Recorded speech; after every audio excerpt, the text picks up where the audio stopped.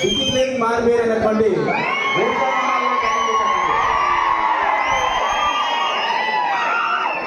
అమ్మాయి పేరేంటండి? సృజన. అమ్మాయి పేరు పెట్టేవండి. ఓకే అండి, ఒకసారి అమ్మాయిని తల పైకెత్తమని చెప్పండి. అబ్బాయి చూస్తాడంట.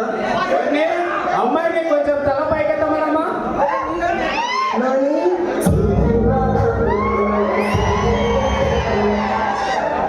బుజ్జి ఒకసారి తలంట పైకెత్తి చూడమ్మా. దీనికి ఇలా చెప్తే అర్థం కాదు. బుజ్జిని సామ్నే అబ్బాయి చూసావా? ఓకే, అమ్మాయిని ఒకసారి లేచి అటు ఇటు నడవని చెప్పండి. బుజ్జి ఒకసారి లేచి అటు ఇటు